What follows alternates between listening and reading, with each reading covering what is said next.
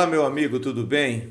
Que bom, nós estamos aqui com mais um programa, estamos seguindo aí, como você pode ver, os 5 pontos, né, da teologia calvinista ou da teologia reformada. Falamos sobre a soberania de Deus, falamos sobre a depravação do homem.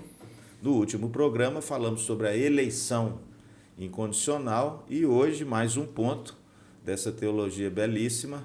A gente vai tratar, nós vamos falar sobre a expiação limitada ou expiação definida para alguns. Vamos saber o que é isso, né? E para falar sobre isso, sobre essa expiação, está aqui novamente o nosso querido Daniel. Olá, uma alegria, satisfação estar com vocês, mais um programa. Está aqui também o nosso querido pastor Dalmo. Olá, prazer estar com vocês mais uma vez. Espero poder colaborar para compreendermos melhor esse tema, se Deus quiser. E hoje o nosso convidado também é um pastor aqui de Maringá, um colega, né?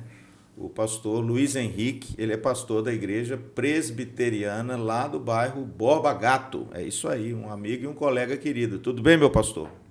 Olá, queridos, um prazer estar aqui, obrigado pelo convite. Perdão pela voz, estou saindo agora de uma crise, mas é um privilégio e me sinto honrado aqui por essa participação. Amém, amém, meu pastor, que bom. Bom, irmãos, então é isso. Expiação limitada ou definida. Vocês sabem que eu e o pastor Dalmo somos mineiros, né? Mineiros.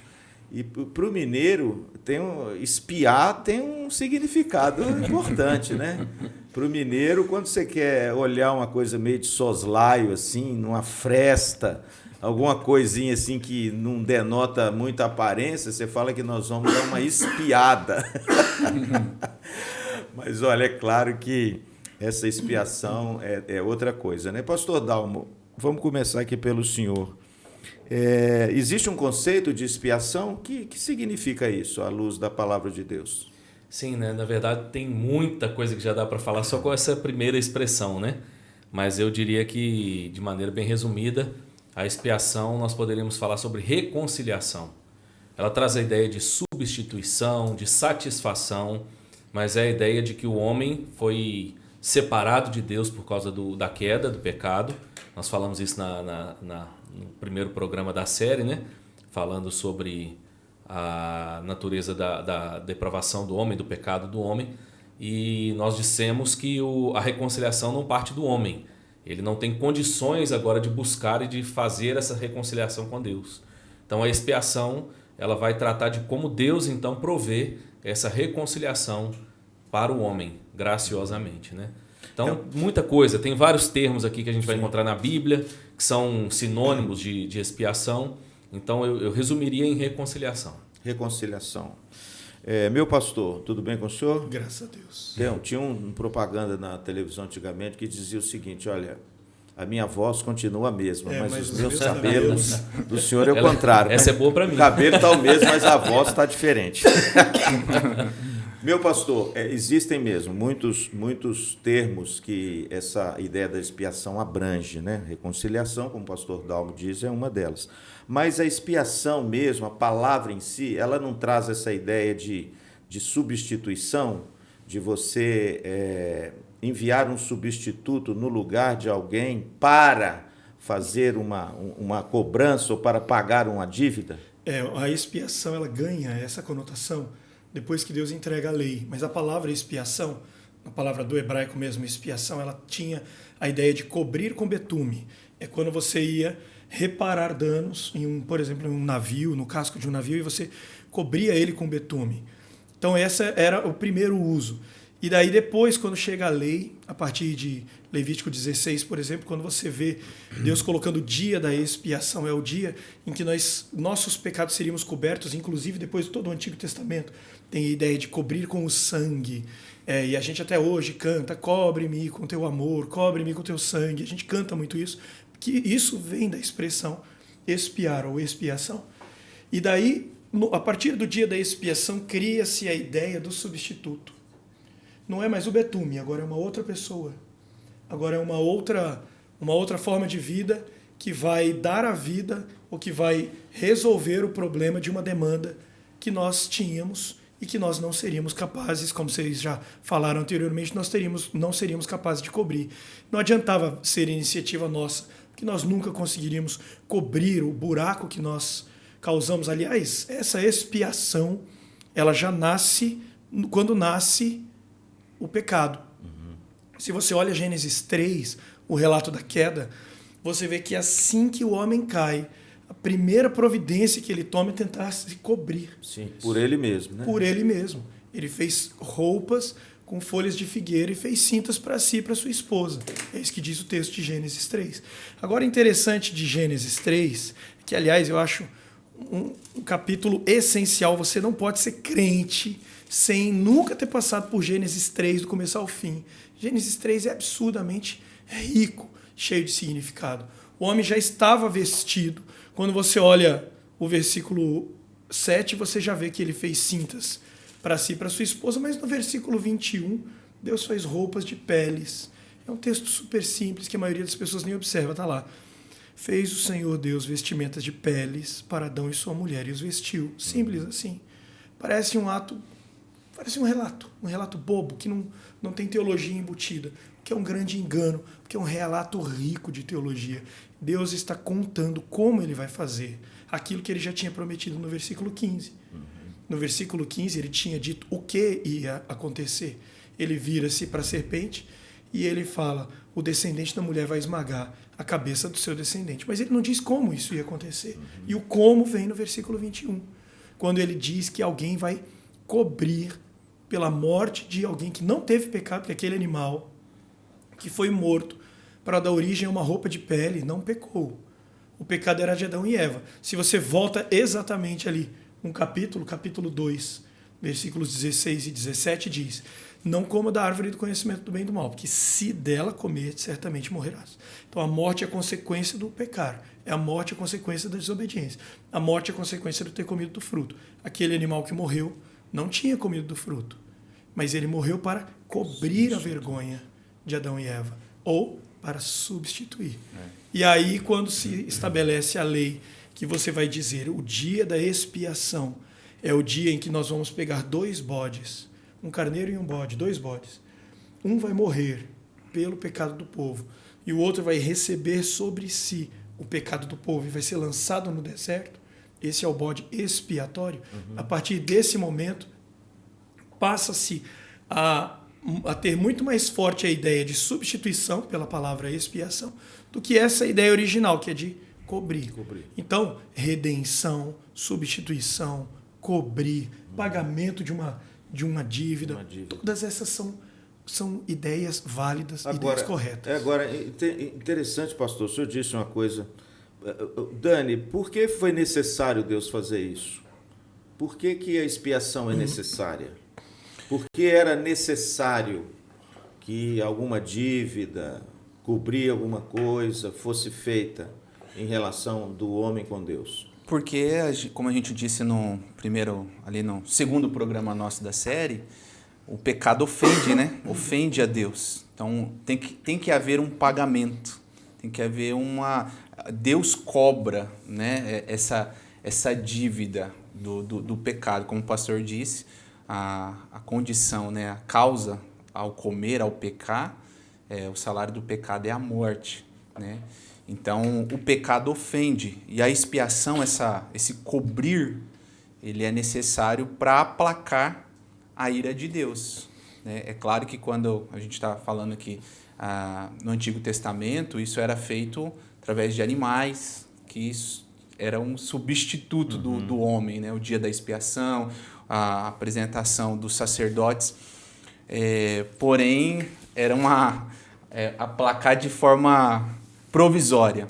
E a gente entende que aí em Cristo essa expiação, a ira de Deus é aplacada de forma definitiva para os eleitos, né? Então, pastor, a gente vê como que a palavra de Deus ela é tão bonita, e uma das coisas que nós defendemos que atestam a sua veracidade é justamente também a sua coerência. A gente vê o mesmo ensino do início ao fim das Escrituras. E a gente vê beleza, às vezes, nos detalhes. Por exemplo, quando o pastor Luiz falava sobre Gênesis 3, eu me lembrava que li certa vez que aquela palavra que aparece ali para folhas de figueira, que foi a roupa que o homem fez para se cobrir, ela tem um caráter tóxico. Ainda no contexto hebraico, tem a ver com uma planta que traz mais problema ainda para a realidade humana. Quer dizer, a nossa melhor solução ainda é um problema. Como que a Bíblia já trata sobre essa necessidade de satisfação, mas de uma satisfação que nós não conseguimos atender. E pensando nisso, né, que o Daniel acabou de dizer também, a gente então vai perceber essa beleza da coerência do Deus revelado nas Escrituras, do Deus único e verdadeiro. O Deus único e verdadeiro é justo e bom. Se ele fosse só bom, nós teríamos problemas. Mas se ele fosse só justo, nós teríamos mais problemas ainda. Maiores ainda. Mas o Deus das Escrituras é justo e bom. Então há essa necessidade de conciliar essas verdades. A expiação, ela demonstra a bondade de Deus que perdoa e cobre agora, né, o ser humano que se afastou, que se rebelou contra Deus. Ao mesmo tempo, ele cobre de uma maneira que essa justiça de Deus é satisfeita. Então Deus continua sendo não apenas bom, mas ele continua sendo um Deus justo. Então é justo que Deus puna o pecado, mas Deus proveu uma outra forma para punir esse pecado, para que o homem assim seja reconciliado com Deus. Então tá bom. Então, só para a gente esclarecer, a expiação, então, ela tem como fundamento também a justiça de Deus. Porque se o homem é pecador, e se o pecado separa o homem de Deus, e se por causa do pecado o homem atrai a ira de Deus, que é isso que a Bíblia diz, como então esse homem seria reconciliado com Deus sem que ele pudesse judicialmente satisfazer a justiça de Deus, para que Deus, sendo um Deus justo, perdoasse esse homem? Essa é a grande impossibilidade que a folha de figueira não é capaz de fazer. E, inclusive, eu acho que uma das teologias que está fora de moda atualmente é a teologia da justiça de Deus. Um Deus justo não pode transigir com sua justiça, não pode negligenciar a sua justiça, fazendo vista grossa para o pecado. Então, um Deus justo exige que seja feita uma paga por aquilo que foi cometido contra ele. Nós lidamos tranquilamente com isso quando diz respeito à nossa vida. Nós achamos que se alguém nos faz mal, essa pessoa tem que pagar. Nós vemos uma cena na TV de um homem agredindo uma outra pessoa, nós desejamos saber do desfecho dizendo que esse homem foi preso. Nós desejamos, nós ansiamos pela justiça. Nós somos seres justos, nós temos uma justiça rodando no nosso sangue. Mas quando um teólogo, um pastor, vira para nós e diz que Deus condena ao inferno aqueles que o ofenderam, nós ficamos chateadinhos. E essa teologia da justiça de Deus não é atraente, não é interessante. Porque nós queremos um Deus Papai Noel, nós queremos um Deus garçom que nos sirva, nós queremos um Deus de acordo com os nossos desejos. Nós não queremos saber quem Deus é de fato. Nós queremos um Deus que seja conforme os nossos desejos. E por isso o Evangelho é ofensivo. O Evangelho ofende. Porque o Evangelho, ele tira minhas vendas. Ele mostra para mim quem eu sou de fato. E ele mostra para mim quem Deus é de fato. E quando ele faz isso, eu percebo. Igual Isaías 6. O que é Isaías 6? É o momento em que Isaías tem uma noção da realidade. Ele está diante de Deus e ele fala, ai de mim. Primeira coisa que ele tem noção quando ele vê a Deus, quando Deus é realmente apresentado a ele, primeira fala dele é, ai de mim. Porque agora que eu estou vendo quem realmente Deus é, estou tendo uma noção de quem Deus é, eu também estou tendo uma noção de quão errado eu estou e eu estou vendo que não tem salvação para mim. Aí a necessidade da expiação. Porque realmente, diante de quem Deus é, em comparação com quem nós somos, não existe salvação para nós, a não ser que esse nosso problema seja coberto, expiado, que nós sejamos substituídos. O nosso mal, o castigo que nós deveríamos sofrer, porque ofendemos a Deus, e ofendemos a Deus, como Dani falou, nós ofendemos a Deus, não tem como negar. É um fato inegável. E o salário do pecado é a morte. A gente merece. Deus não é mal que vai nos matar. Não, nós conquistamos o direito de morrer. E morrer não é perder a vida. Morrer é ir para o inferno. Cara, a gente conquistou o direito de ir para o inferno. Uau! Todos nós, Deus não manda pessoas para o inferno, nós já estamos lá.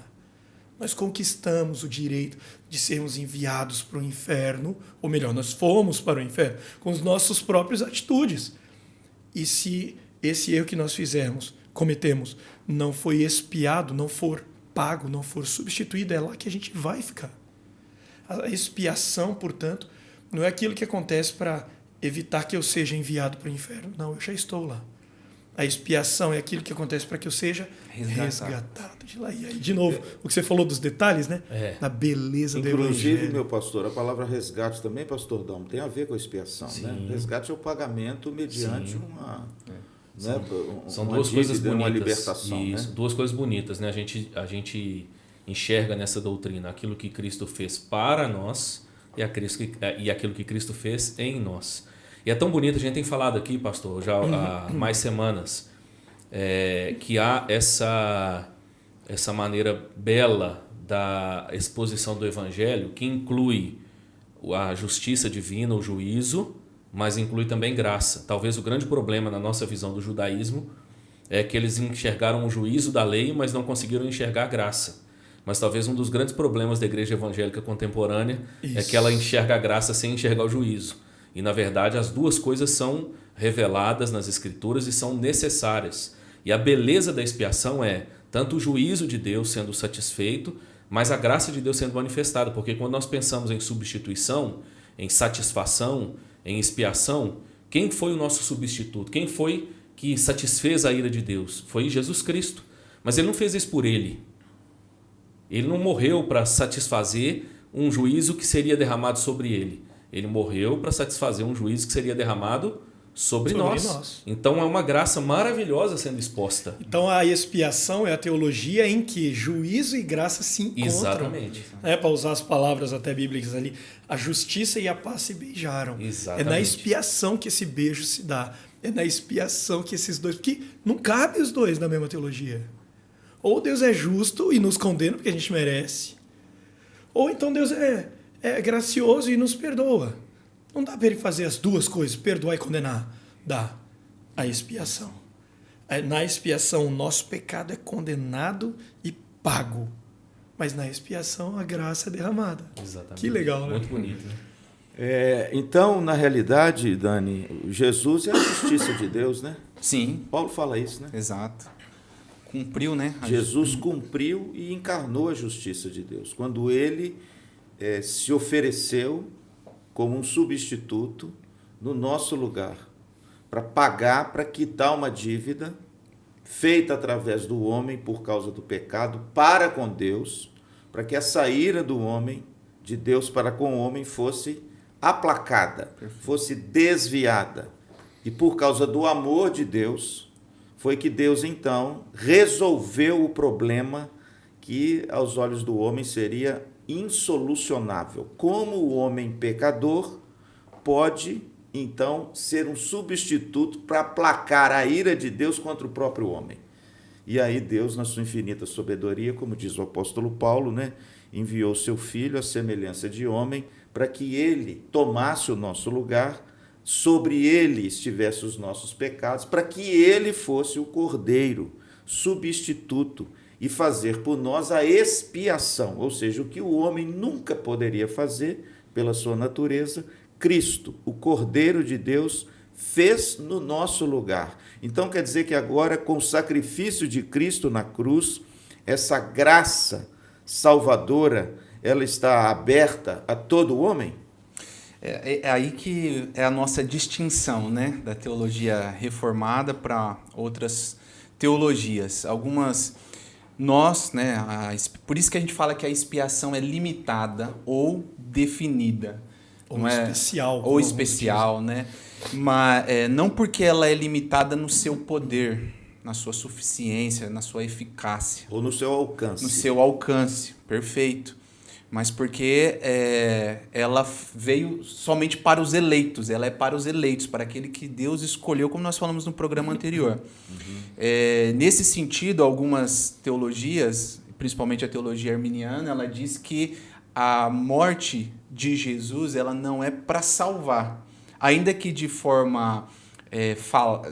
ainda que a fala seja essa, Jesus morreu para salvar, veladamente, a teologia arminiana acredita que Jesus morreu para possibilitar a salvação a todos os homens. Sim. A morte não salva. A morte não salva. Ela possibilita. Ela possibilita. Possibilita. Então, aí parte do homem, Sim. quando Se crer, apropriar dessa verdade ter essa e crer. condição de crer para ser salvo. Ok. Essa é a maneira. Essa é a maneira arminiana Arminiana de pensar. Ok. Nós pensamos, né, a teologia reformada, a teologia calvinista acredita diferente.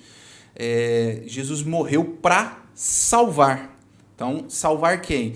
Aí, né, até tem um escrito que fala assim, Jesus morreu por todos os pecados de alguns homens, ou dos eleitos. Então, essa é a nossa forma de pensar. Então, a morte de Jesus ela é eficaz para salvar os eleitos. Tem né? algum texto, pastor Dalmo, na Tem. Bíblia que fala sobre isso? Porque Tem. às vezes o nosso ouvinte ouve isso aí e fala assim, eu não concordo com isso não. Porque hoje é muito comum, né? A pessoa Sim. fala assim, eu não concordo com isso não. Mas a gente tem que... Pera só um pouquinho, meu pastor. Calma, eu vou chegar no senhor.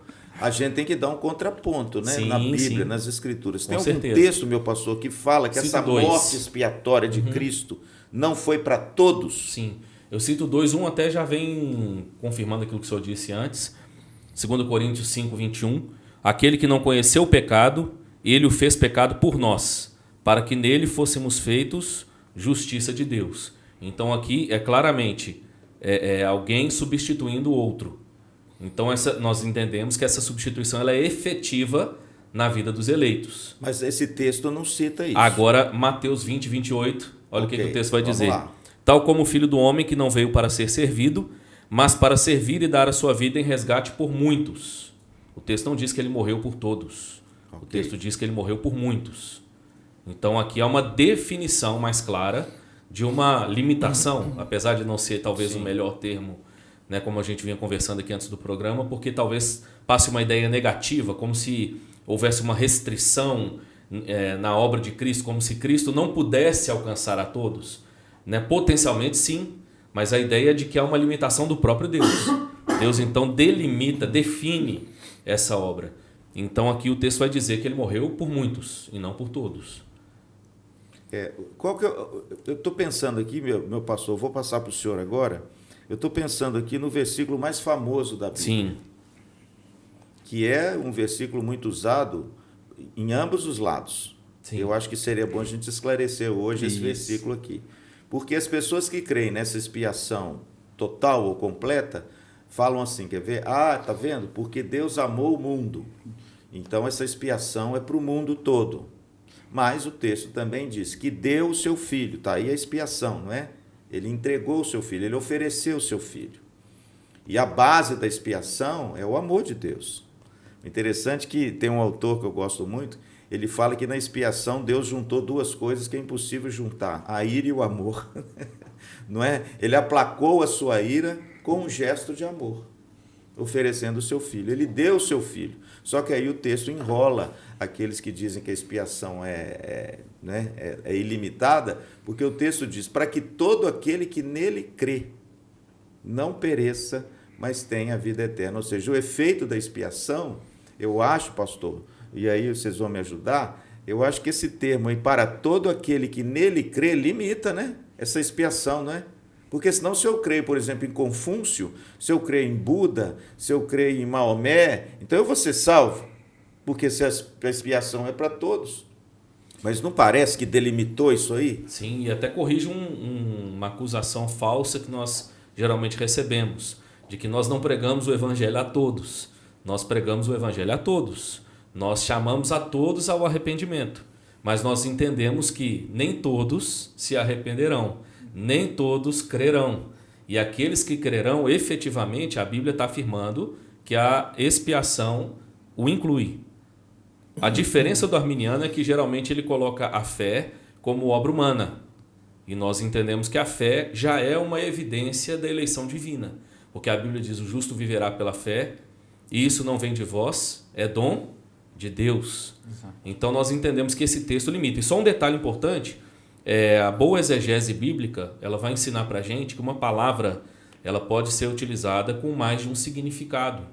Então, por exemplo, a Bíblia ora vai usar fermento para falar como algo negativo, Jesus exortando seus discípulos a não se contaminarem com o fermento dos fariseus, ora ela vai usar para um sentido positivo, dizendo que o reino de Deus é como um fermento que leveda a massa. Então o problema não é a palavra, o problema é qual é o sentido que o texto quer dar. A palavra mundo, da mesma forma, ela é usada com diversos sentidos na Bíblia. Então mundo é utilizado para se referir à criação de Deus, às coisas criadas. Mundo é utilizado também para se referir a pessoas de todas as etnias, de todas as classes. Mundo ali é humanidade, né? E aí nós temos então essas Mas Jesus variações, também diz, não né? ameis o mundo, Exatamente. nem as coisas que há no mundo. Então, Mas o texto diz, Deus amou o mundo Exatamente. de tal maneira. Então a gente precisa fazer exegese dentro do seu texto, do seu contexto. E esse texto, para mim, claramente, eu até deixei ele na manga. Para deixar a discussão, porque talvez esse seja o mais polêmico, né? Mas é justamente isso. Na minha visão, ele vai restringir quando ele diz, para que todo aquele que nele crê. Ou seja, a expiação ela é limitada, ela é eficiente na vida daqueles que creem. Então, pastor Luiz, eu vou fazer uma pergunta ao senhor que é meio complicada, assim, das pessoas às vezes ouvirem e crerem nisso, embora nós entendemos que é bíblico. Então quer dizer que Jesus não morreu por todos? Pois é. Se você for olhar para a Bíblia e a partir da Bíblia tentar formar quem é Deus na sua cabeça, você não vai ter problema nenhum em acreditar que Jesus não morreu por todos. Agora, se você vai partir da sua imagem de Deus e depois que você tem muito bem formado um conceito seu sobre Deus, e depois disso partir para a Escritura para tentar enxergar esse Deus se encaixando numa imagem pré-definida sua a respeito de Deus, você vai tentar reinterpretar esse texto, porque isso passa a ser ofensivo. Porque, na verdade, é isso que muita gente faz. Muita gente pensa, bom, quem que Deus é? Deus é bom, Deus é maravilhoso, Deus é gracioso, Deus é misericordioso. A partir dessa ideia, não consegue conceber o fato de que um Deus que é bom manda seu filho para morrer por alguns. Então, se ele já pronto, eu nem fui para a Bíblia ainda, tá vendo? Nem fui para a Bíblia, eu não citei nem o versículo, mas eu já tenho um conceito bem firmado na minha cabeça. Deus é bom, misericordioso, Deus é amoroso, Deus é gracioso, e por causa disso ele tem que ser um Papai Noelzão que manda o filho dele para morrer por todo mundo. Basicamente essa é a ideia. A partir do momento em que eu formulo essa ideia no meu coração, eu vou para a Bíblia e tento encontrar versículos que embasam essa ideia. Só que esse não é o correto, porque eu posso pensar qualquer coisa acerca de Deus. Aliás, nós não temos apenas duas posições sobre a expiação. Ela é definida ou ela não é definida. Ela é limitada ou ela é ilimitada. Não temos apenas essas duas. Temos três posições sobre a morte de Cristo na cruz. A primeira posição é chamada de universalismo. Jesus não morreu por todos para possibilitar a salvação daqueles que creem. Também não creem que Jesus morreu apenas por alguns. O universalismo diz que Jesus morreu por todos para salvar a todos. Eu separei alguns textos. Vocês estão com a IPVO aqui, deixa eu dar mais uma bicada aqui na água da IPVO e no Congresso. Aqui. Não, aqui é o podcast. Não, aí a IPVO e o podcast. Mas eu vim fazer propaganda da Quarta Igreja Presbiteriana de Maringá, que fica, como o pastor já disse, lá no bairro Borba Gato, ok? Então, Quarta Igreja, fiquem calmos, eu vim para nos defender aqui, diante dessa corja de IPVO. Isso é por conta dele, viu, irmão? Isso é por conta só dele, tá? Então, Jesus morreu por todos e todos serão salvos. Esse é o universalismo. Eles usam o texto de 1 João capítulo 2, versículo 2, quando diz, Jesus morreu para o perdão dos pecados do mundo inteiro.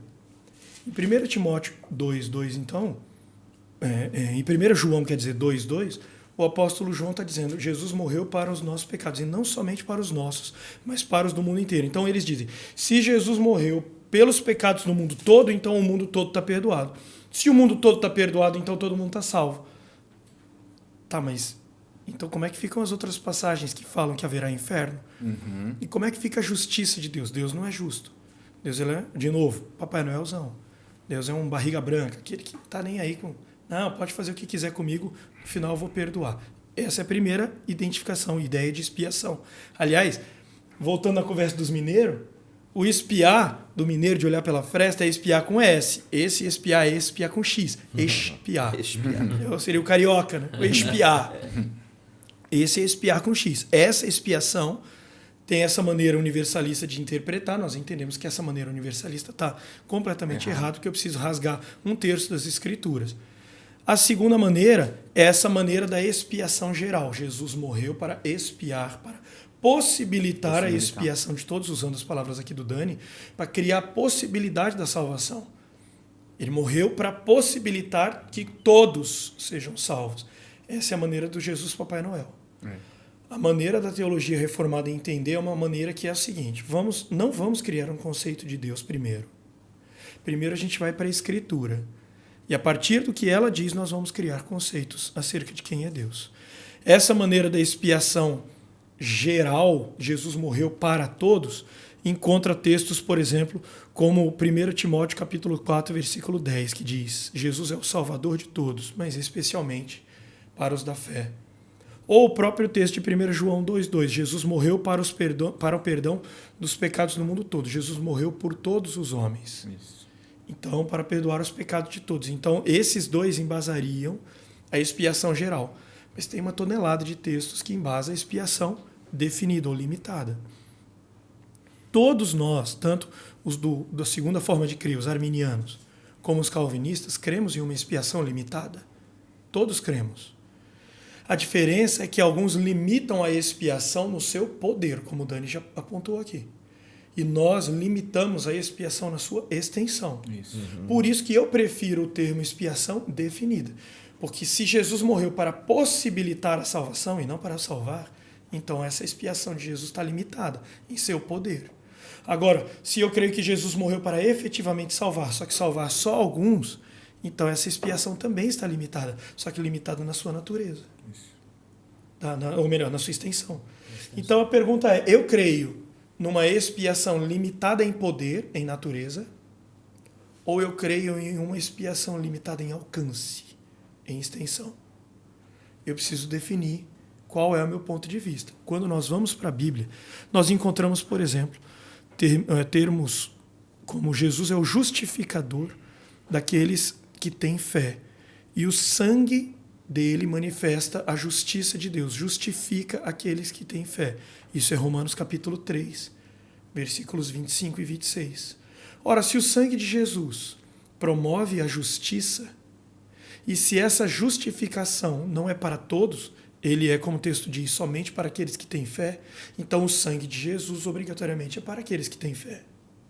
Pronto. Jesus não derramou o sangue dele então para todos, ele derramou para aqueles que têm fé. Olha aí a natureza limitadora da obra expiatória de Cristo com relação ao seu alcance. Lucas 22, 20, Jesus está dizendo, que é muito parecido com o texto que o senhor citou aqui, da Santa Ceia. Aliás, é mesmo na narrativa da conversa de Jesus na ceia. Ele diz: meu sangue é derramado em favor de vós. Ele está falando com um grupo em especial. Então ele não tem problema. Jesus não se viu incomodado em dizer: eu não vou derramar o meu sangue por todos, eu vou derramar meu sangue por vós. Vós que sois meus discípulos. João capítulo 10, versículo 15, ele não se sentiu incomodado em dizer: eu dou a vida pelas ovelhas. O bom pastor dá a vida pelas ovelhas. Ele não dá a vida pela humanidade toda. E depois, no mesmo capítulo, ele discutindo com os fariseus, no versículo 26, ele diz: vós não credes porque não sois minhas ovelhas. Olha que interessante. Então ele está dizendo que ele dá a vida somente pelos que ele creu. Somente pelas ovelhas. Ele não está derramando sua vida pelo mundo todo.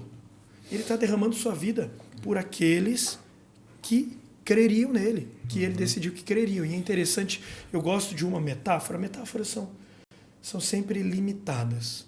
Mas ainda assim, elas têm uma ilustração, elas têm um poder de aclarar a nossa mente, que é a metáfora da conta.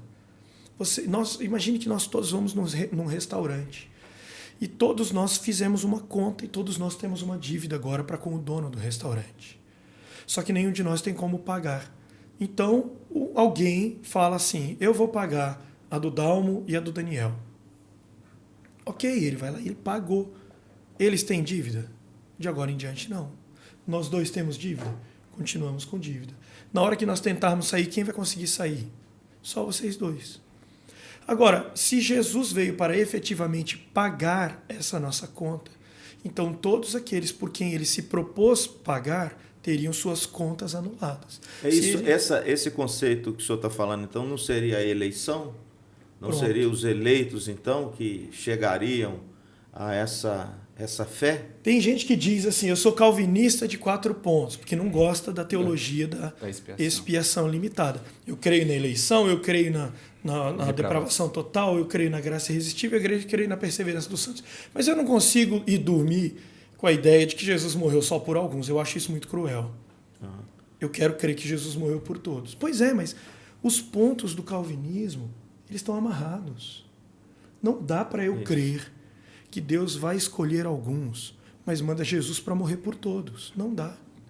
Porque se Jesus vem para morrer para pagar os pecados, então ele vai pagar os pecados daqueles por quem ele morreu. Essa ideia até que o senhor falou, que alguns creem que tem a eleição, mas que Jesus morreu por todos, é o amiraldismo que traz essa ideia que é o universalismo hipotético. Ele diz que Cristo morreu hipoteticamente por todos, mas a graça de Deus garante que somente os eleitos crerão. Que há uma confusão. Como Deus... Há 2 decretos, então? Jesus morreu por todos, mas só os eleitos serem alcançados? Não faz sentido, né? Então, é essa a ideia. E só corroborando um texto, o pastor até pregou uma série na IPVO, um texto que deixa muito claro isso, é a oração de Jesus. Quando Jesus ora, ele ora... João 17. João 17. E oro, né? E por eles que eu peço, não peço pelo mundo, mas por aqueles que me deste, porque são teus. E esse é o versículo 7. Melhor, versículo 9. Quando chega no versículo 19, ele diz o seguinte, e é por eles que eu me santifico. Ou seja, Jesus não se incomodou em dizer que pedia por um grupo específico. Ele não se incomodou em dizer que ele se santificava por um grupo específico. Por que ele teria que se incomodar em dizer que ele iria morrer por um grupo específico? E, aliás, dentro dessa ideia da metáfora do pagamento, a metáfora do pagamento da conta, Apocalipse 5:9 fala que digno és de abrir os selos, porque foi morto, e com o teu sangue compraste, e aí ele não diz compraste todos, não, ele compraste de todas as nações, compraste um grande povo de todas as nações com o sangue, ou seja, ele morreu para usar o sangue em pagamento de um grupo muito grande, de todas as nações, mas ele não morreu para com o seu sangue derramar para todos, ele não morreu para derramar o seu sangue por todos, o sangue é o meio do pagamento. Eu gosto de usar a comparação também desses textos, dessa teologia, com João capítulo 11. Eu sei que também é limitada essa comparação, porque João 11 não fala da expiação limitada, mas João 11 mostra um propósito limitado de Jesus para com alguém. Nós vemos em João 11 o relato da ressurreição de Lázaro. E quando, ali no versículo 42, 43, ele berra, ele brada, ele fala, Lázaro, sai para fora. Eu já vi inúmeras pessoas pregarem, e concordo com isso, de dizerem, os pregadores dizerem que se Jesus tivesse simplesmente dito, sai para fora, todos os mortos que estavam naquele sepulcro teriam saído. Aquilo é um cemitério, aquilo é um sepulcro. Se Jesus tivesse bradado, sai para fora, todos teriam ressuscitado. Por isso Jesus foi específico. Lázaro, sai para fora. E nós não nos incomodamos em pregar isso e dizer que os outros, Jesus desejou que eles permanecessem na morte. Jesus não foi lá para ressuscitar todos. Jesus foi para ressuscitar alguém específico. Também não temos problema com a passagem do tanque de Betesda, em que Jesus vai e nós encontramos um tanque cheio de paralíticos e coxos ao redor e doentes ao redor. Mas Jesus não vai para resolver o problema de todos. Jesus vai para curar um específico, um homem que havia 38 anos, que estava lá paralítico na beira do tanque tentando ser curado. Nós não temos indigestões. Eu acho bonito esse texto do tanque de Betesda por 2 coisas. Primeiro, porque eu estive lá. Meu pastor? Estive lá e vi o tanque de Betesda. Hoje é uma ruína na cidade de Jerusalém. Mas o que eu acho bonito é que no tanque de Betesda mostra a impossibilidade do homem que jaz naquele ambiente de paralíticos, de doentes, de enfermos, mostrando essa natureza humana pecaminosa, da impossibilidade do homem escolher a si mesmo para ser salvo, né? Porque Mas nem por isso ele deixa de tentar. o homem vivia essa clausura, né? Essa crendice, essa superstição do anjo que mexia a água, entrava, o primeiro que entrava era curado, e ele falou, olha, mas não tem ninguém que me ponha no tanque. Ou seja, a impossibilidade humana dele se apropriar dessa salvação, porque ele está preso nas suas crendices, no seu pecado, a não ser que Cristo o escolha e Cristo intervenha na vida dele e se revele a ele. Então veja que essa questão da expiação, o pastor aqui estava dizendo, ela é muito pessoal, né? Você não vê na Bíblia Jesus chamando uma multidão, você vê na Bíblia Jesus chamando a pessoa pelo nome, né? Ele fala o nome da pessoa.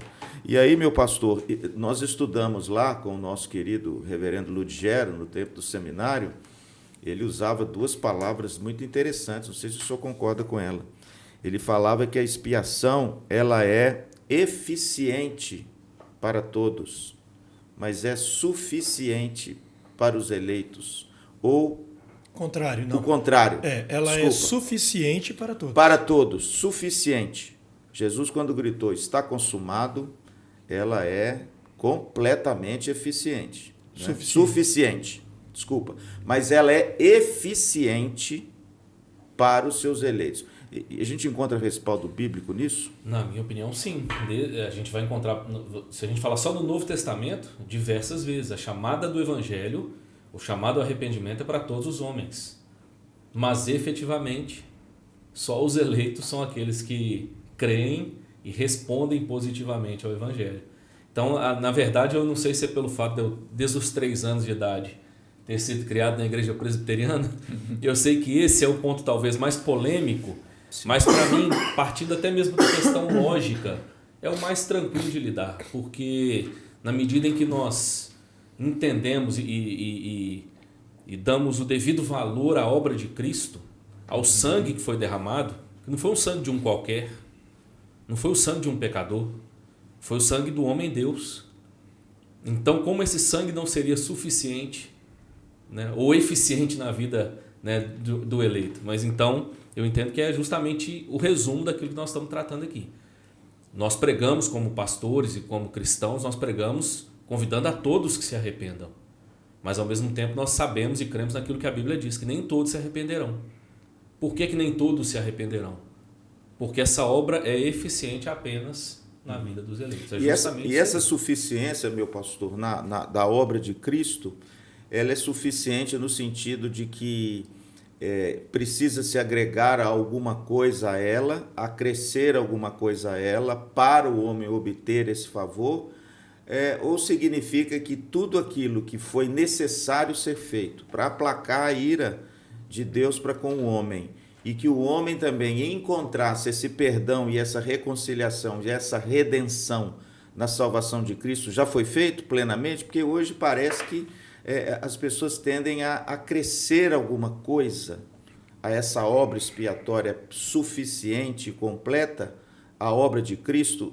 É isso então também? É interessante que a gente vai inclusive aplicar aquilo que a gente falou logo atrás. Nós usamos agora mesmo a palavra suficiente com outro sentido. Suficiente e eficiente. E agora nós já pensamos na suficiência para os cristãos, né? Aquela já toma um sentido diferente. E nós entendemos que ela é suficiente, no sentido de que não cabe mais nada. Ela é absolutamente plena, no sentido de que a demanda, o preço, a dívida, ela foi cabalmente, completamente paga pelo sacrifício de Cristo. Nós não cobrimos parte. Não é assim, vou pegar a metáfora, né, e trazer mais uma vez. A dívida está posta, né? E a gente vem e dá 10%, dá 20% e Cristo dá o restante. Não, é Cristo quem paga 100%. Nós não temos condição de dar um centavo para quitar essa dívida. Essa é a doutrina bíblica, mesmo quando nós pegamos desde o início, voltando na depravação do homem, na impossibilidade do homem de fazer, de realizar qualquer bem espiritual. Eu Então, sou o caminho, Jesus não, disse. exatamente. Ele não disse eu sou parte do caminho, né? Então nós entendemos que é a obra exclusiva de Cristo. Mas existe nesse sentido suficiente. Suficiente. Existe um viés aí cristão que agregou, não é, algumas coisas a essa suficiência da obra de Cristo, por exemplo, com as boas obras. A pessoa, para ser salva, para se apropriar dessa obra expiatória de Cristo, ela também tem que ser uma pessoa boa e fazer as boas obras, porque sem as boas obras não há salvação. Isso é bíblico, Dani? Não, de forma nenhuma. Até ia corroborar aqui com a fala do pastor Dalmo. Quando Cristo morreu, ele morreu de uma vez por todas pelos pecados. Não há nada que nós possamos fazer que vai agregar. E a gente conclui isso tirando lá 1 Pedro 3,18, diz: pois também Cristo morreu uma única vez pelos pecados, o justo pelos injustos, para conduzir-vos a Deus, morto sim, na carne, mas vivificado no espírito. Ou seja, nada pode mudar o status legal, né, da pessoa por quem Cristo morreu.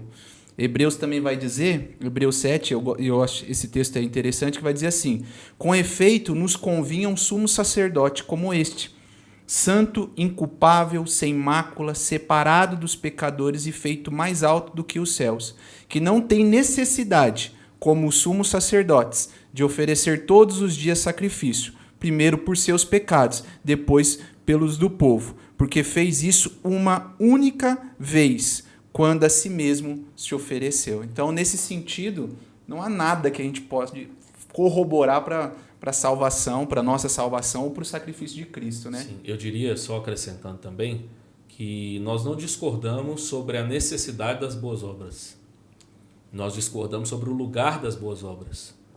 Nós entendemos que, diferente desses que entendem que as boas obras elas têm um caráter expiatório, nós entendemos que não, é a obra exclusiva de Cristo, a reconciliação do homem com Deus é 100% Cristo, mas nós entendemos que as boas obras são resultado dessa salvação. Então, na verdade, as boas obras elas não são para que nós possamos sermos salvos ou habilitados diante de Deus, mas é justamente o contrário. Nós não tínhamos qualquer condição de praticar qualquer bem espiritual, mas uma vez que fomos salvos, uma vez que fomos reconciliados com Deus, agora nós somos capacitados a realizar o bem espiritual. Então as boas obras elas são naturalmente o resultado de alguém que foi alvo da graça transformadora de Deus. Bom, deixa eu mudar então um pouco aqui agora. A gente falou dessa suficiência e é importante nós entendermos essa doutrina, né? Ou seja, a obra de Cristo não precisa ser acrescida a nada. Ela é completa, ela é perfeita, ela é suficiente. O homem não pode fazer nada para que melhore ou piore a salvação dele em Cristo. Mas é a questão da eficiência. A eficiência, nós vimos aqui que ela é eficiente no sentido de que os eleitos se apropriam dela, através do chamado, da vocação e através da pregação do Evangelho. Agora, pastor Luiz, essa eficiência da expiação não parece assim que Deus então é injusto? Que Deus parece que ele prefere um grupo em detrimento de outros? Então nós temos hoje o humanismo, que é uma forma de nós lermos a vida a partir do ser humano como sendo alguém muito importante. Muito importante. Quando você coloca o ser humano no pedestal, então tudo aquilo, o que você vai pensar da vida, você pensa a partir de si, você é o centro do universo. A gente faz isso sem querer na vida da gente. Por exemplo, o judeu, lá no passado, como é que ele ensinava uma criancinha? A criancinha, ele aprendia o seguinte, ó, esse aqui é Deus que criou o mundo, que criou você. Quem é você? Você é o fulaninho. Foi Deus que criou você. Você sabia que mais Deus criou? Ah, Deus criou o papai e a mamãe. Cadê o papai e a mamãe? Aqui, o papai e a mamãe. Ah, que legal. E que mais? Ah, Deus criou a terra, os animais. Então, quem que está no centro? Quando essa criança termina o processo de compreensão do mundo, quem que está no centro? Deus. Ela entende o mundo a partir de Deus. Até a si mesma ela entende a partir de Deus.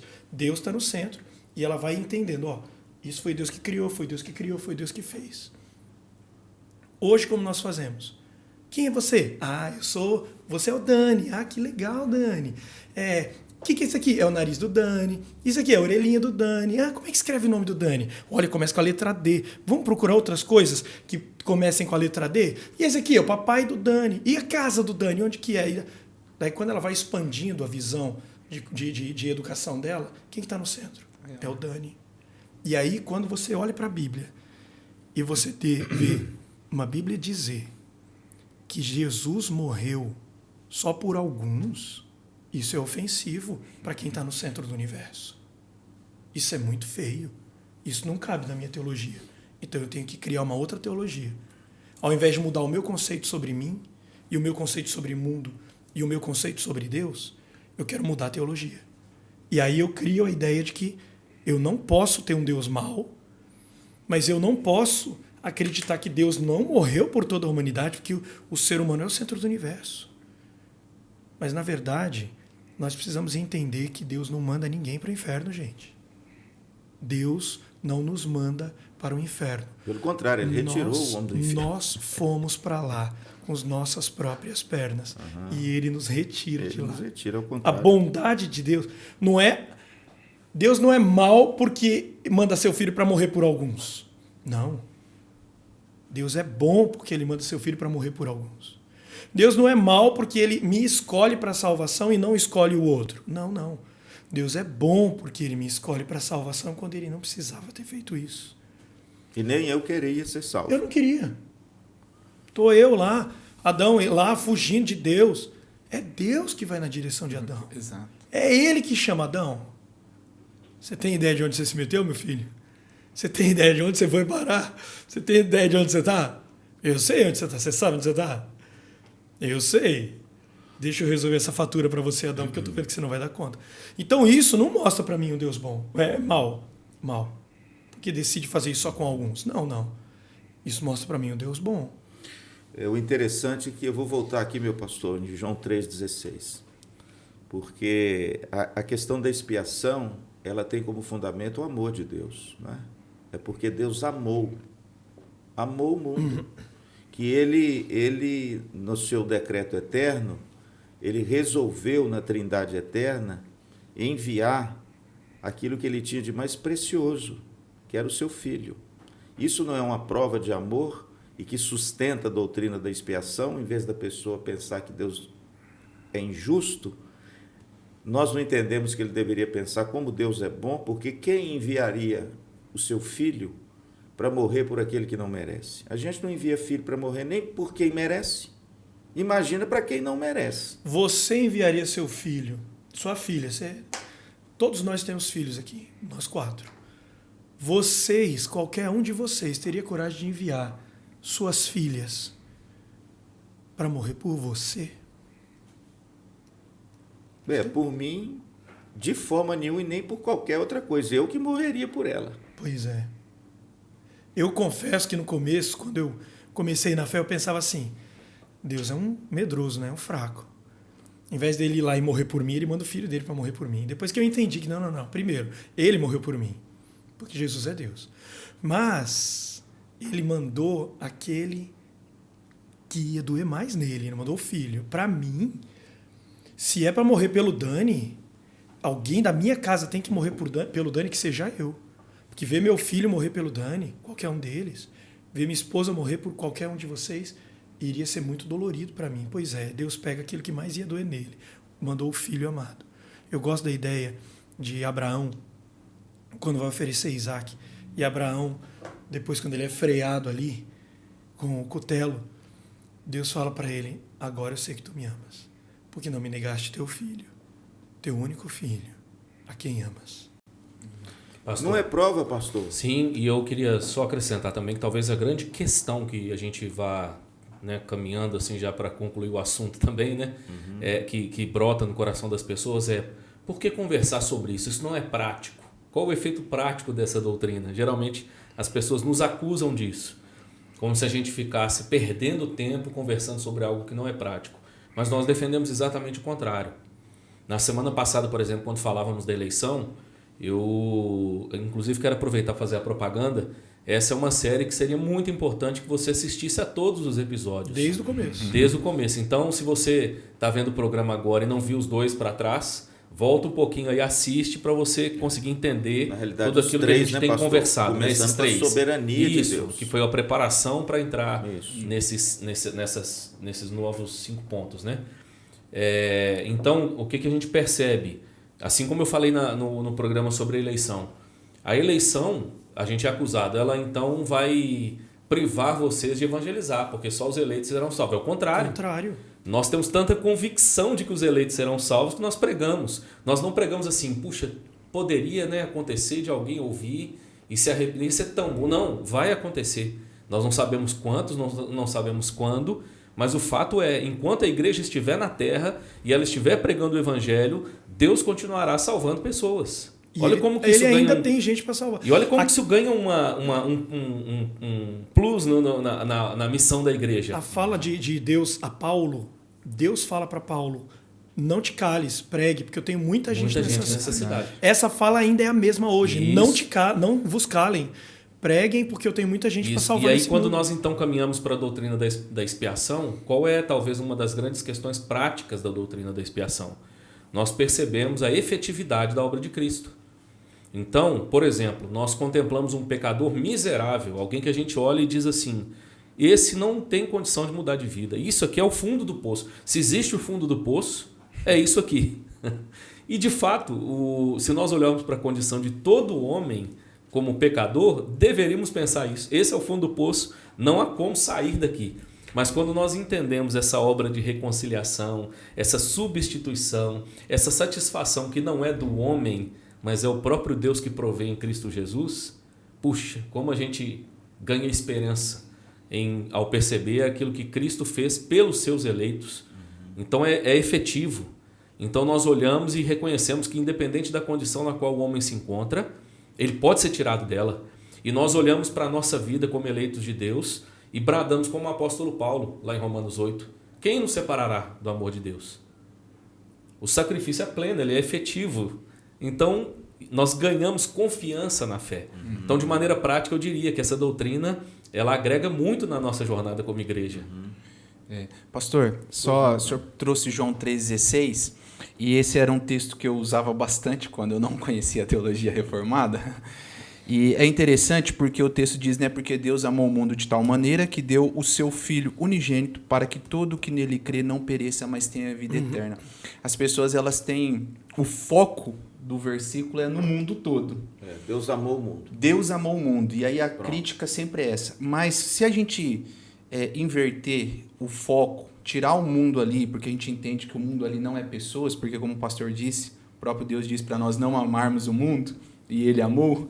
Se a gente tirar o foco e pensar na segunda parte que diz para que todo o que nele crê não pereça, mas tenha vida eterna, e nós fizermos a pergunta, quem é esse todo que nele crê?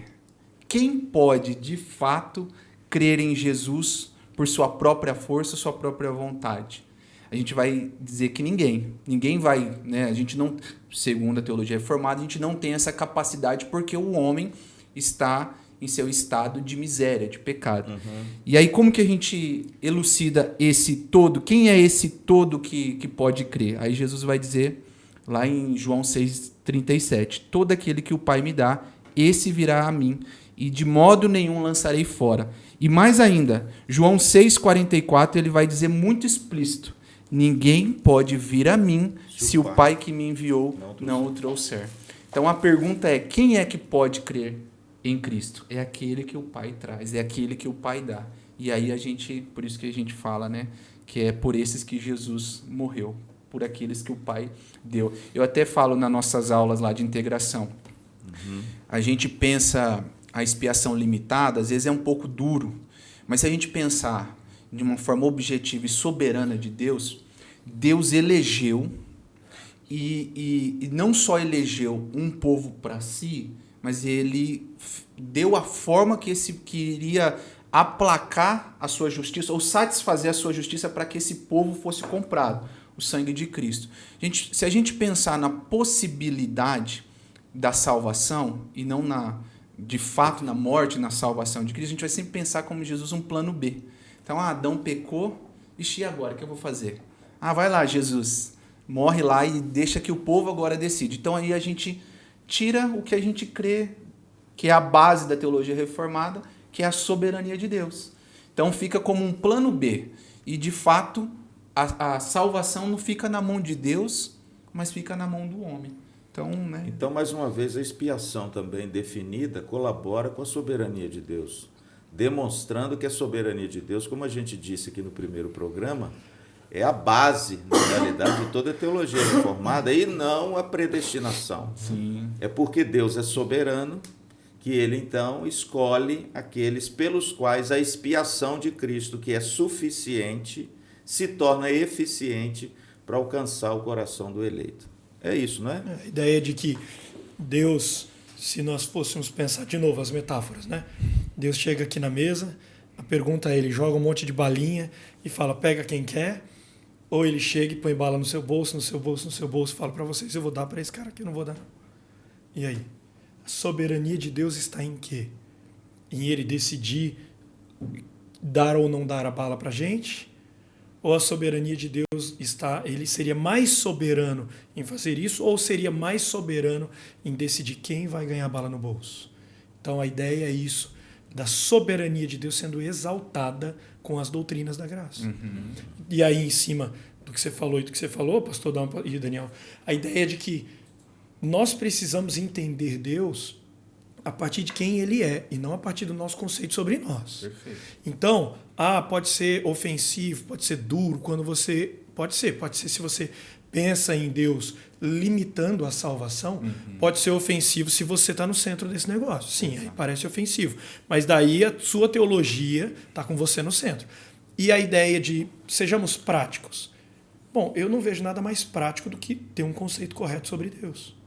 Jesus mesmo, certa vez conversando com um homem chamado Simão, enquanto uma mulher lavava seus pés e com as lágrimas enxugava com seus cabelos, e aí Simão fala, esse cara não é. Se ele soubesse quem é essa mulher, se ele fosse bom, saberia quem é essa mulher. E aí Jesus dá um tapa nesse cara, né? E ele fala assim, tem dois homens com dívidas. Um tem muita dívida, outro tem pouca dívida. Um é perdoado na sua muita dívida, o outro é perdoado na sua pouca dívida. Quem vai amar mais ao seu Senhor? Aí fala, obviamente o que foi mais perdoado. Então, quando eu tenho uma noção correta de quem eu sou, e eu tenho uma noção correta de que Deus não pagou 80% da dívida, 99,9% da dívida, quando eu tenho uma noção correta de que eu estava no fundo do poço, e ele pagou a dívida toda, o meu amor por ele aumenta. Não tem nada mais prático do que isso.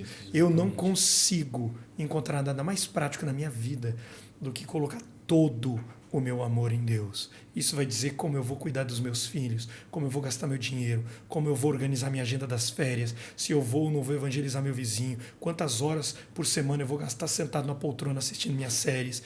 Tudo isso muda quando eu amo muito a Deus. E para eu amar muito a Deus, primeiro, ele tem que ser grandioso aos meus olhos, e segundo, eu tenho que perceber o tamanho gigantesco dessa obra. Para mim, a teologia da expiação definida ou da expiação limitada, elas aumentam o tamanho da soberania e do amor desse Deus por mim. Sim. E reduzem a minha condição, aumentam a minha miséria. Amém. E cara, isso eu aplaudo mais ainda a Deus. Isso aí. Mais alguma coisa, pastor? Não, você tá... Não? Bom, irmãos, então, meu querido, você que está aí nos seguindo firme até agora, o programa hoje você pode ver o tema aqui, ele é muito amplo, né? Muito bonito, existem muitos conceitos que a gente poderia ainda ter abordado aqui, mas o nosso tempo é pequeno.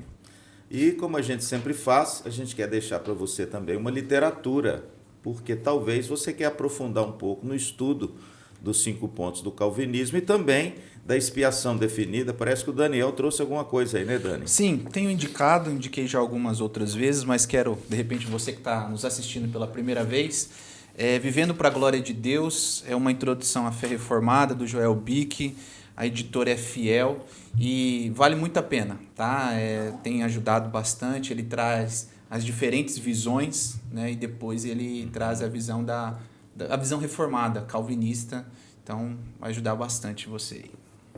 Eu trouxe aqui também um livro de um autor, o Dr. George Eldon Ladd, A Teologia do Novo Testamento. É um livro precioso demais porque tem um capítulo aqui maravilhoso sobre a expiação.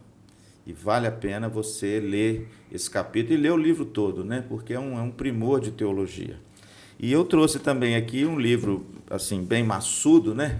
Um livro bem grosso, mas ele é um livro maravilhoso que também tem uma boa teologia se você quer ser um estudante de teologia ou quer aprender melhor a boa teologia. A teologia sistemática do Dr. Franklin Ferreira, junto com Alan Miat, uma análise histórica, bíblica e apologética para o nosso contexto atual. Pastor, qual a diferença dessa teologia? É porque essa teologia tem aquilo que o pastor Dalmo disse ali. Ela tem teologia e prática. Ela tem instruções maravilhosas para a nossa vida prática a partir da teologia. E ela tem um capítulo sobre a expiação aqui, que é primoroso. Então fica essa dica. Eu acho que se você aí dar uma sentada, né, em uma semana, eu acho que você pode ler esse livro, né, tranquilamente, tá bom? Eu tenho uma indicação de livro, mas eu não trouxe ele aqui. Aliás, ele ficou até pequenininho perto dessas indicações. Quem eu vou citar, perto de Joel Bick, perto de... Mas a minha sugestão, nem trouxe o livro, mas eu vou mostrar aqui na câmera, nem sei se dá para... É um livro, ó, aqui a capa dele é essa aqui. É um livro chamado 5 Pontos, do John Piper. Isso. Simplesmente isso, 5 pontos. Em direção a uma experiência mais profunda da graça de Deus. Ele vai tratar desses 5 pontos que a turma está debatendo aqui nesse podcast. E é um livro simples, fininho. Se você está com preguiça de ler a teologia sistemática nesse naipe, vai ser um livrinho muito mais assim, ó, para você, tá bom? Muito mais nesse naipe. Tá bom. Bom, gente, então a gente está caminhando para o final, mas antes de eu anunciar aí um congresso maravilhoso que a gente vai ter, deixa eu deixar uma palavra para você com respeito à expiação. A expiação nada mais é do que o oferecimento de alguém no seu lugar. Alguém que foi oferecido no lugar de uma outra pessoa que não poderia pagar, como disse o pastor aqui, uma dívida. Alguém que por ele mesmo permaneceria enclausurado, preso, algemado pelo seu próprio pecado. A doutrina da expiação significa que Deus enviou ao mundo Jesus Cristo, o amor de Deus encarnado na pessoa do Filho, e ele pagou para que você pudesse ser livre, para que você pudesse ser reconciliado, para que você pudesse ser redimido, para que você pudesse ser agora uma nova criatura em Cristo Jesus. Isso só foi possível porque Cristo tomou o seu lugar, levou os seus pecados, te reconciliou com Deus, aplacou a ira de Deus sobre o pecado da humanidade, aqueles que creem em Jesus Cristo. Portanto, meu querido, se aproprie dessa verdade, creia nessa verdade, confesse essa verdade e viva por essa verdade, porque aí sim você vai experimentar a verdadeira liberdade dos filhos de Deus. Ok? Então Deus te abençoe e que você se aproprie dessa tão grande salvação como escreveu o apóstolo Paulo. Tá bom? E deixa eu te dar uma dica no final do programa. Mais uma vez, eu quero falar do Congresso Influência que nós teremos aqui em Maringá. Vai ser um grande evento no Teatro Marista. Nós vamos ter aqui a presença da Pamela Arumar, ela é uma jovem preletora que tem falado para as mulheres no Brasil inteiro. Nós já ouvimos essa moça fazer preleções a respeito da maturidade espiritual. Quem não precisa de crescimento espiritual? É um evento único para mulheres, talvez o primeiro desse porte realizado em Maringá. Nós não queremos fazer um evento denominacional, tanto que não tem o nome da igreja que está promovendo, apesar de ser, logicamente, a IPVO. A nossa função é levar no Marista as mulheres para que elas possam ouvir esse evangelho glorioso, ter uma experiência espiritual com Cristo e crescerem na maturidade para serem boas donas de casa, profissionais, enfim, para que essa mulher receba de Deus aquilo que Deus tem na sua palavra para todos vocês. Então é dia 6 de julho, a inscrição está na tela aí, você pode fazer a inscrição diretamente no site do Congresso, e ali você vai ter um sábado repleto de palestras, de atividades, de mesas redondas, pela manhã, à tarde e à noite. Então fica aí a dica boa, dia 6 de julho, Congresso Influência, aqui em Maringá, lá no Teatro Marista. Tá bom? Muito obrigado, Dani, mais uma vez. Eu que agradeço o bate-papo. É claro que a gente procura trazer de forma breve, mas desafiar você a ler, a buscar. E quero fazer um convite, pastor, se me permite. Lá na IPVO a gente tem uma sala chamada Integração, onde a gente, durante o semestre, debate esses assuntos. Você fica aqui o nosso convite, se você quiser conhecer a soteriologia reformada, Avenida Paissandu, número 32, IPVO. Aos domingos, às 9h15. Às 9h15, 9 horas. 9 horas. É verdade, Domingo, 9 horas. Pastor Dalmo, muito obrigado. Pastor Dalmo hoje não teve uma noite muito boa, está com a filhinha meio adoentada, né, meu pastor? Mas Deus abençoe. Muito obrigado pela presença. Amém. E quero agradecer também nosso convidado. O reverendo Luiz veio nos prestigiar aqui hoje. E que Deus abençoe muito a sua vida, família e ministério, meu irmão. Se você quiser também, faz uma propagandazinha, meu pastor, da sua igreja, horários de culto. Eu gostaria de convidar todos, então, a participarem da 4ª Igreja Presbiteriana de Maringá. Ela fica na Rua das Cibipirunas, número 297, no bairro Borba Gato, fica na zona sul da cidade de Maringá. Então, se você mora mais abaixo do mapa de Maringá, corra para lá, vai ser um prazer. Nós temos escola bíblica acontecendo às 9 da manhã também. E nós temos o culto, agora, a partir desse mês, voltamos com o culto apenas à noite, encerramos o culto matutino, então 19 horas você está convidado para aparecer lá. Exposições bíblicas, nossa escola bíblica é 1h30 de conversa na sala, fora abertura e encerramento, justamente porque o carro-chefe da nossa igreja é o ensino. A maioria das igrejas presbiterianas do Brasil é. O carro-chefe da 4ª Igreja Presbiteriana do Brasil é o ensino de teologia concisa, de teologia séria, pesada, como a gente viu aqui no programa. Amém. Então tá bom. Então é você que está conosco até agora. O nosso muito obrigado. Deus abençoe e até o próximo programa, se Deus assim for servido. Um abraço.